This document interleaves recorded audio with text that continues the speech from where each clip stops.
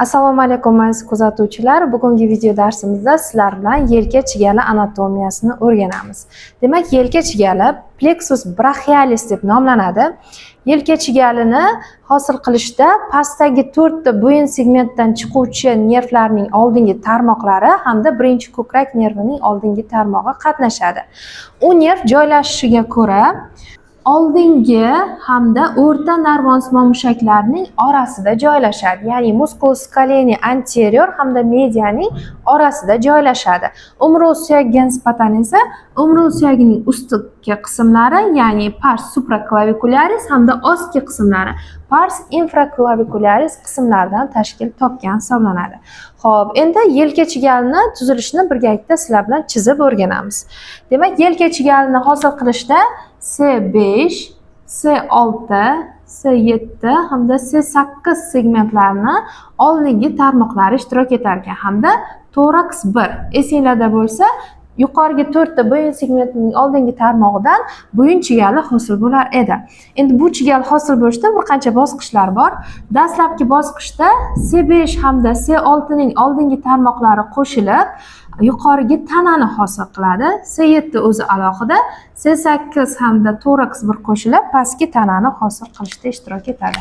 Demak, C5 C6 truncus superior hosil qiladi, C7 truncus media, C8 esa truncus inferior hosil qilishda qatnashadi. Va keyingi qismda esa truncuslar qayta bo'linib olib fasciculuslar hosil qiladi. Bo'linishi mana bunaqa bo'ladi. Demak, truncus superiordan ikkita bo'linma chiqadi, divisionlar deydi buni. Truncus mediadan ham ikkita chiqadi. Truncus inferiordan ham ikkita bo'linma chiqadi va ular 3 ta fasciculusni hosil qiladi, ya'ni 3 ta tutamni hosil qiladi. Bu tutamlar qo'ltiqosti arteriyasiga nisbatan joylashishiga qarab fasciculus lateralis lateral tutam, fasciculus posterior posterior tutam hamda fasciculus medialis medial tutamlarga bo'linadi. Ya'ni qo'ltiqosti arteriyasini medial tomondan o'tgani uchun fasciculus medialis, lateral tomondan o'tgani uchun fasciculus lateralis hamda orqa tomondan o'tgani uchun fasciculus posterior deb nomlanadi. Xo'p, demak, yelka chigalini tuzilishi xuddi shunaqa tuzilgan ekan. Endi yelka chigalini tarmoqlari bilan tanishamiz. Yelka chigalidan qisqa hamda uzun tarmoqlar chiqadi. Demak, ularni birin-ketin sizlar bilan ko'rib chiqamiz. Dastlab qisqa tarmoqlar bilan tanishamiz. Demak, yelka chigalidan chiquvchi qisqa tarmoqlarga kurakning dorsal nervi, birinchi nerv, ya'ni nervus dorsalis scapulae, nervus thoracicus longus, ko'krakning uzun nervi, nervus subclavius, nervus suprascapularis hamda nervus subscapularis va ko'krakning orqa nervi thoracodarsalis hamda medial hamda lateral ko'krak nervlari kiradi. Xo'p, e'tibor qilamiz, bu nervlarning hammasi harakatlantiruvchi nervlar hisoblanadi. Shu 7 ta nerv, ya'ni ular faqatgina qaysidir mushaklarni borib innervatsiya qilishda ishtirok etadi. Xo'p, demak, birinchi nervimiz nervus dorsalis scapulae, ya'ni kurakning orqa nervi. Kurakning orqa nervi yelka chigalida 5-segmentning oldingi tarmog'idan hosil bo'ladi va u tananing orqa yuzasi bo'ylab yo'nalib musculus levator scapulae hamda musculus rhomboidea major et minorlarni innervatsiya qilishda ishtirok etadi. Keyingi nervimiz bu ko'krakning uzun nervi, nervus thoracicus longus hisoblanadi. Ko'krakning uzun nervi demak C5, C6 hamda C7 segmentlarining oldingi tarmoqlarining qo'shilishidan hosil bo'ladi va u oldingi yoni yuza bo'ylab yo'nalib, mana tushib kelib, qovurg'alar orasida joylashgan oldingi jismon mushaklarni innervatsiya qilishda ishtirok etadi. Keyingi nervimiz esa bu subclavius nervi, ya'ni umru osti nervi hisoblanadi. Umru osti nervi demak C5 hamda C6 bo'yinning 5 hamda 6 segmentlarining oldingi tarmoqlari qo'shilishidan hosil bo'ladi va mana bu nerv bittagina o'zini nomiga muvofiq musculus subclaviusni innervatsiya qiladi. Mana klavikulani ostida joylashgan bitta mushakni innervatsiya qiladi, musculus subclaviusni. Keyingi nervimiz kurak usti nervi, nervus supraskapularis nervi. Nervus supraskapularis nervi bu truncus superiordan chiqadi, ya'ni yuqoriga poyadan chiqadi. Yuqoriga poyadan chiqib, bu nerv kurakning orqa yuzasi bo'ylab yo'naladi hamda kurak qirrasi ustida va ostida joylashgan musculus supraspinatus va qirra usti mushagi hamda infraspinatus qirra osti mushaklarini innervatsiya qilishda ishtirok etadi. Xo'p, keyingi nervimiz nervus subscapularis nervi, ya'ni kurak osti nervi hisoblanadi. Kurak osti nervi fasciculus posteriordan chiqadi. Fasciculus posteriordan chiqib, u yuqoriga hamda pastki kurak osti nervlarga bo'linadi. Demak, yuqoriga kurak osti nervi musculus subscapularisni innervatsiya qiladi, pastki kurak osti nervi esa musculus subscapularis hamda musculus teres majorni, ya'ni katta yumaloq mushakni innervatsiya qilishda ishtirok etadi. Keyingi nervimiz bu ko'krakning orqa nervi, ya'ni thoracodarsalis nervi, nervus thoracodarsalis. Bu nerv ham fasciculus posteriordan chiqadi. Fasciculus posteriordan chiqib, kurakni aylanib o'tib, tanani orqa yuzasida joylashgan musculus latissimus dorsini, ya'ni orqaning keng mushagini innervatsiya qilishda ishtirok etadi.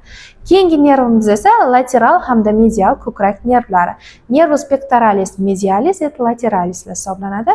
Bu nervlar, demak, fasciculus lateralisdan hamda medialisdan chiqadi. Bitta tarmoq lateral ko'krak nervi fasciculus lateralisdan, medial esa fasciculus medialisdan chiqib, demak, ansa pectoralisni hosil qiladi va bu nervlar, demak, nervus pectoralis medialis katta ko'krak mushagini, musculus pectoralis majorni, lateralis esa kichik ko'krak mushagini, musculus pectoralis minorni innervatsiya qilishda ishtirok etadi. Demak, qisqa tarmoqlar bilan tanishdik. Yelka chiganning qisqa tarmoqlari 7 ta, demak, va ular harakatlantiruvchi, ya'ni ma'lum bir mushaklarni borib innervatsiya qiladi. Endi esa sizlar bilan uzun tarmoqlar bilan tanishamiz.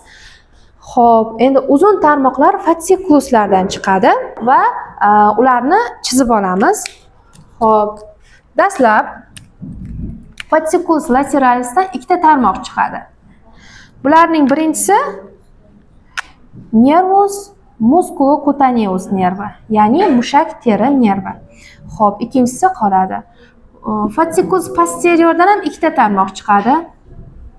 Bulardan birinchisi nervus axillaris, ya'ni qo'rtiq osti nervi, ikkinchisi nervus radialis, ya'ni bilak nervi hisoblanadi. Fasciculus medialis ham o'zidan ikkita tarmoq beradi. Ya'ni ulardan birinchisi nervus ulnaris, ya'ni tirsak nervi va fasciculus medialisdan chiqqan bitta tarmoq, fasciculus lateralisdan bitta tarmoq chiqqan bitta tarmoq bilan qo'shilib oraliq nervni, nervus medianusni hosil qiladi. Oraliq nervni hosil qiladi. Demak, hozir hosil qilgan nervus musculocutaneus, nervus medianus, nervus ulnaris, nervus axillaris hamda nervus radialis bu yelka chiganning uzun tarmoqlari va bular aralash tarmoqlar hisoblanadi, ya'ni ham sezuvchi, ham harakatlantiruvchi tarmoqlari mavjud hisoblanadi bularni. Va yana ikkita uzun tarmoq chiqadi. Bular sezuvchi nervlar, ya'ni nervus, ular fasciculus medialisdan chiqadi. Nervus cutaneus brachii medialis, nervus cutaneus antebrachii medialis nervlari hisoblanadi. Demak, yelka chiganning uzun tarmoqlari ham 7 ta ekan. Ulardan 5 tasi dastlabki ko'rganlarimiz aralash nervlar hisoblanadi.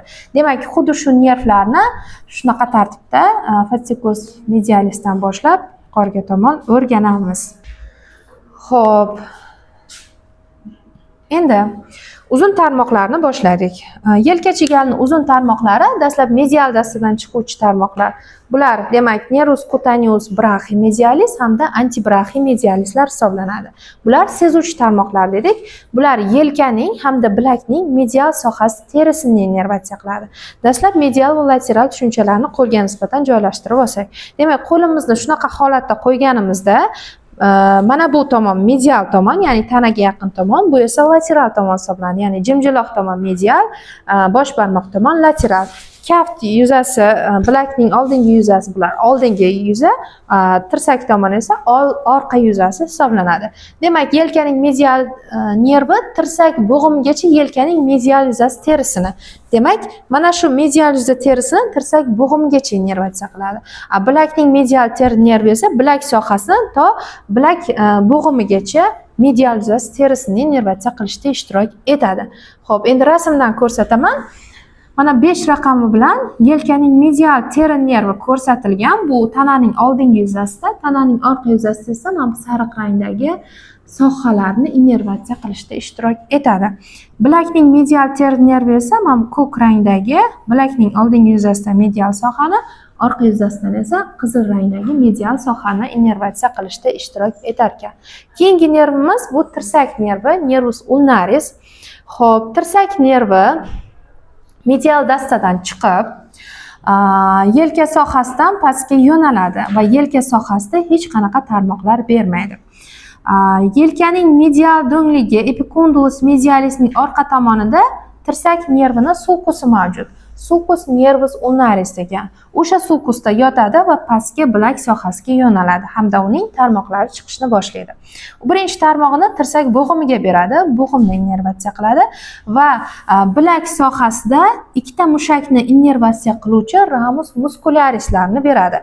Ya'ni bilak sohasidagi mushaklarga musculus flexor carpi ulnaris hamda musculus digitorum profundus 4 hamda 5 barmoqlarni bukuvchi chuqur guruh mushaklarni innervatsiya qiladi. Xo'p, bitta tarmoq esa, demak bilakda shu tarmoqlarni berdi.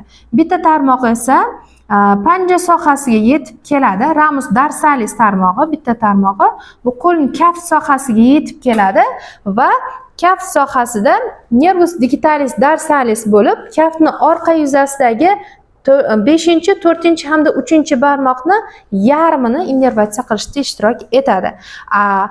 Kaftning oldingi yuzasida esa ramus palmaris bo'lib yetib keladi va ramus palmaris tarmog'i ikkiga bo'linadi. Ramus profundus hamda superficialis tarmoqlarini beradi.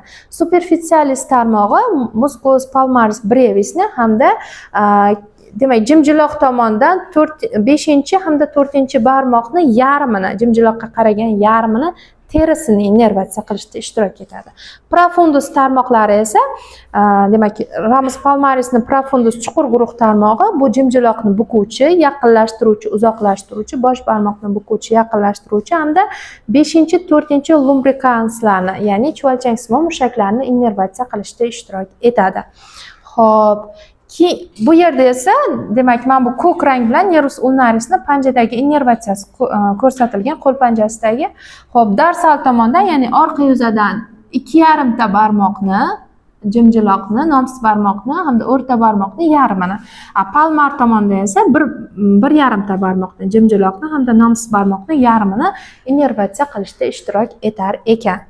Xo'p, keyingi nervimiz bu lateral dastadan chiquvchi nervlar. Ularning birinchisi nervus musculocutaneus nervi. Bu demak nomidan ham ma'lum, mushak teri nervi ekan, ham mushakni, ham terini innervatsiya qiluvchi tarmoqlari mavjud, ya'ni aralash nerv. Xo'p, nervus musculocutaneus lateral dastadan chiqib keladi hamda u musculus coracobrachialis mushagini teshib chiqadi.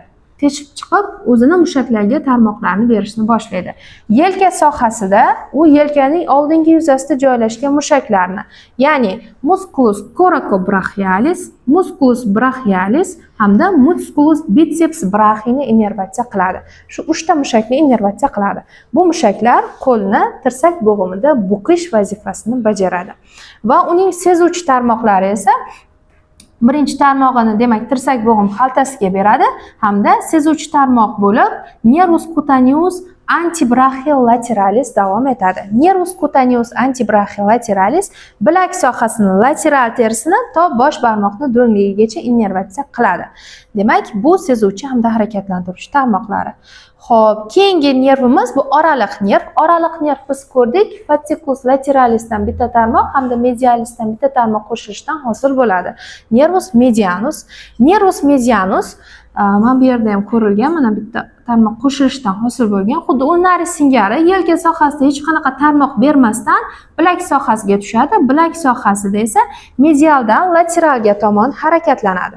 Xo'p, demak, medial tomonidan lateral bosh barmoq tomonga qarab boradi va o'zining tarmoqlarini beradi.